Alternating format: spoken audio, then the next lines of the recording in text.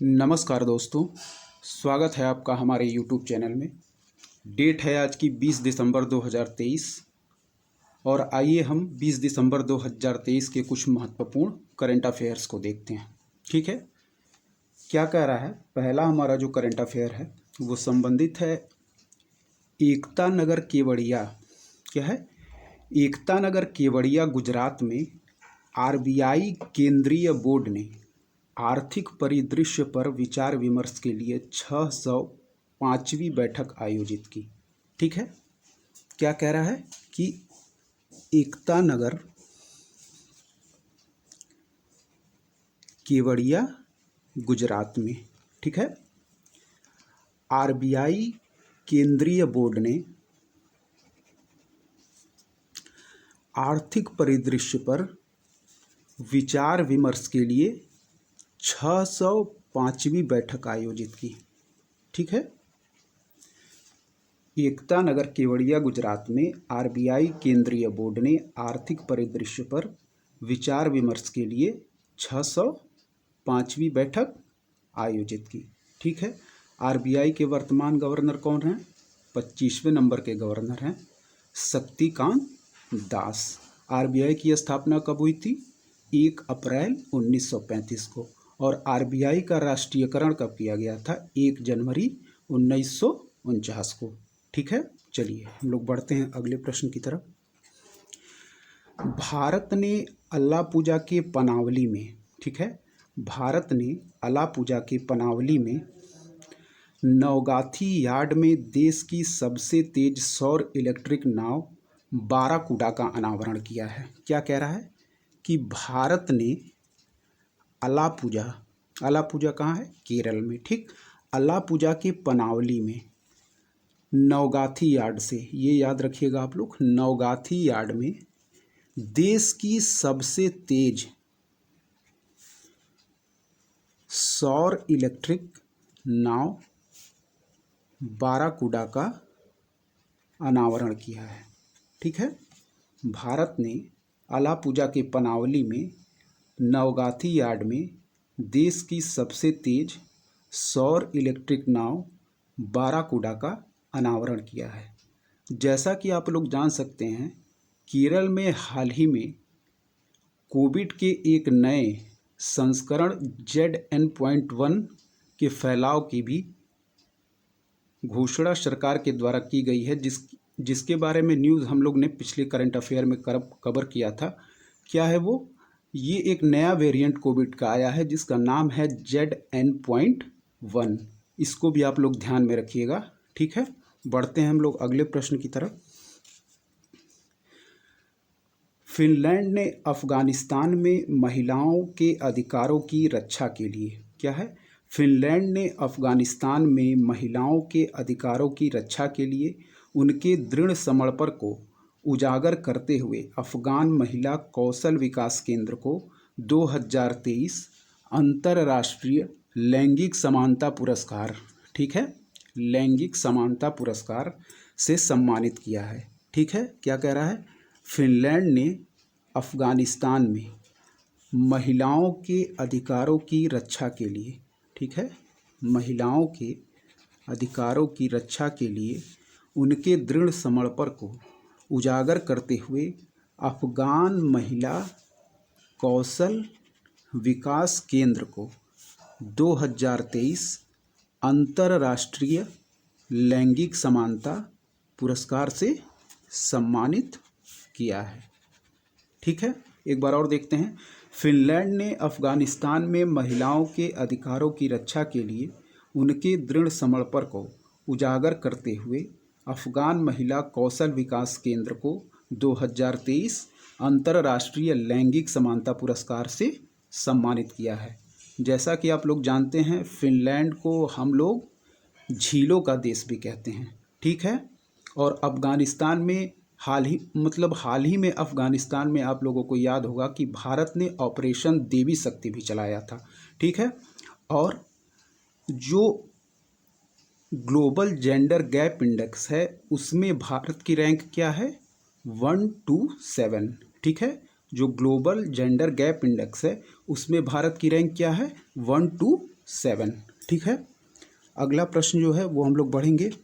संसद ने 125 साल पुराने भारतीय डाकघर अधिनियम 1898 की जगह, ये आप लोग याद रखिएगा कि भारतीय डाकघर अधिनियम 1898 की जगह लेने वाला डाकघर विधेयक 2023 पारित किया है।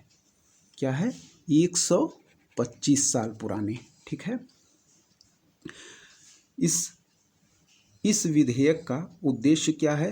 भारत में डाकघरों को नियंत्रित करने वाले कानूनी ढांचे को आधुनिक बनाना और समेकित करना है। क्या है ये उद्देश्य? याद रखिएगा आप लोग, भारत में डाकघरों को नियंत्रित करने वाले कानूनी ढांचे को आधुनिक बनाना और समेकित करना है। एक बार और देखेंगे। संसद ने 125 साल पुराने भारतीय डाकघर अधिनियम 1898 की जगह डाकघर विधेयक 2023 पारित किया है और इस कानून के लाने का उद्देश्य क्या है कि भारत में डाकघरों को नियंत्रित करने वाले कानूनी ढांचे को आधुनिक बनाना है और समेकित करना है। ठीक है, बढ़ते हैं हम लोग अगले प्रश्न की तरफ।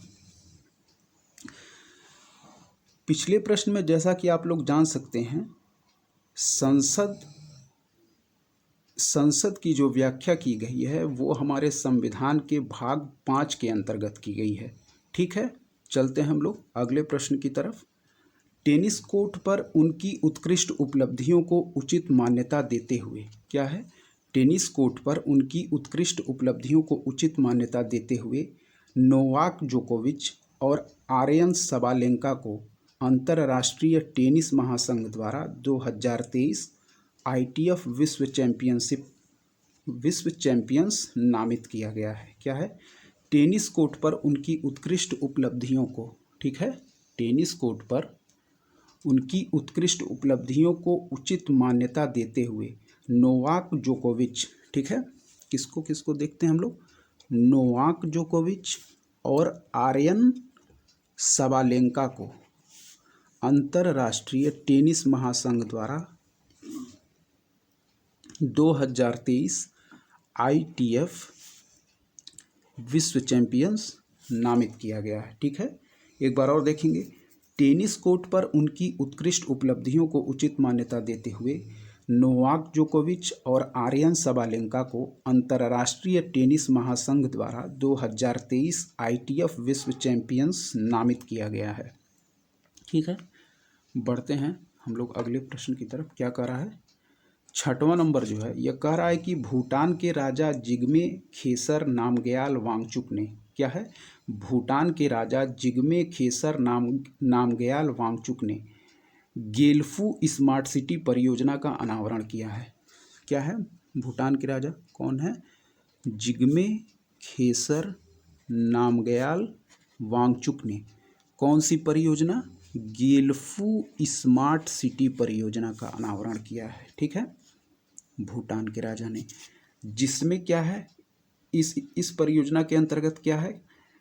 इस परियोजना के अंतर्गत असम सीमा पर 1000 वर्ग किलोमीटर से अधिक के विशाल अंतर्राष्ट्रीय शहर की रूपरेखा तैयार की गई है। ठीक है, क्या है? जिसमें असम सीमा पर, ठीक है, 1000 वर्ग किलोमीटर से अधिक के विशाल अंतर्राष्ट्रीय शहर की रूपरेखा तैयार की गई है।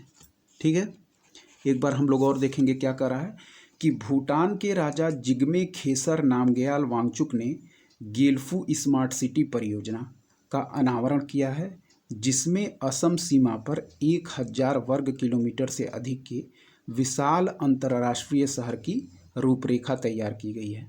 ठीक है, जैसा कि आप लोग जानते हैं, भारत में जो स्मार्ट सिटी परियोजना है उसके तहत पहला स्मार्ट सिटी भुवनेश्वर को और अंतिम स्मार्ट सिटी जो 100वीं स्मार्ट सिटी थी वो हमारी मेघालय के राजधानी शिलांग को घोषित किया गया है। ठीक है, चलिए हम लोग बढ़ते हैं अगले प्रश्न की तरफ। जो 7वां नंबर हमारा प्रश्न है ये कह रहा है कि भारत की उमा शेखर, क्या है? भारत की Uma Shekhar international institute for the unification of private law, ठीक है, की गवर्निंग काउंसिल के लिए चुनी गई हैं। क्या है? भारत की Uma Shekhar international institute for the unification of private law की गवर्निंग काउंसिल के लिए चुनी गई हैं। भारत की कौन? उमा शेखर किसके लिए चुनी गई हैं? International institute for the unification of private law की गवर्निंग काउंसिल के लिए चुनी गई हैं। ठीक है।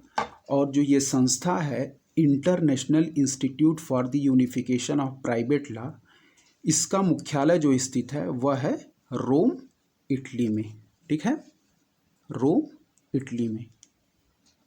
जैसा कि आप लोग जान सकते हैं, इटली में एक ज्वालामुखी आप लोग जानते होंगे जिसका नाम है स्ट्राम्बोली।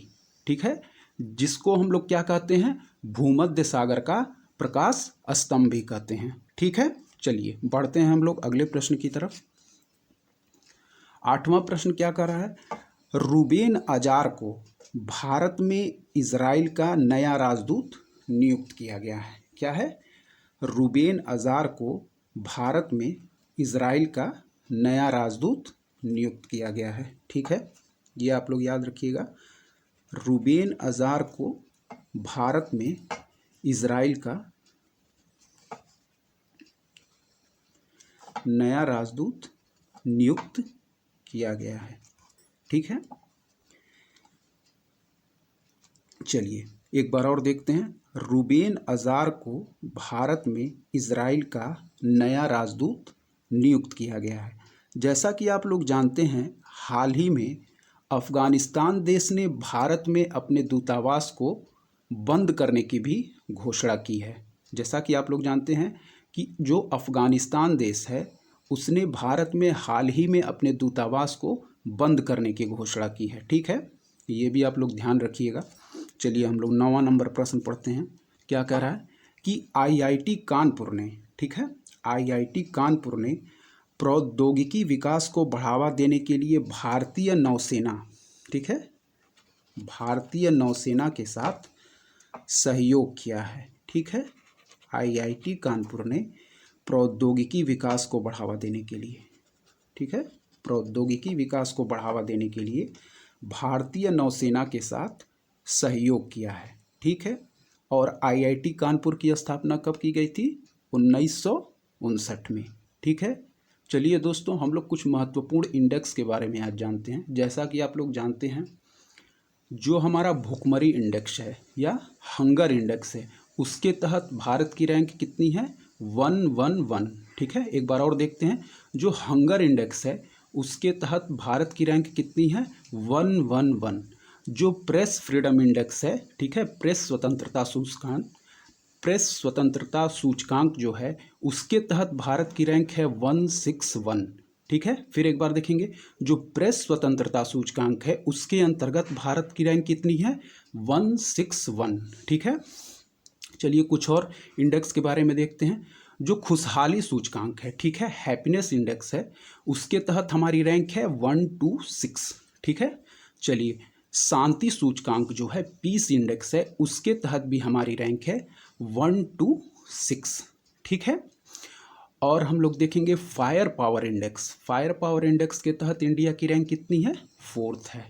ठीक है, और हम लोग देखेंगे लॉजिस्टिक इंडेक्स। ठीक है, लॉजिस्टिक इंडेक्स जो कि वर्ल्ड बैंक के द्वारा जारी किया जाता है, जिसके तहत भारत की रैंक कितनी है? 38 है। ठीक है, ठीक है दोस्तों, तो अगर आपको हमारा कंटेंट पसंद आ रहा है तो हमारे चैनल को सब्सक्राइब करें, लाइक करें और अपने दोस्तों में शेयर करें। धन्यवाद दोस्तों।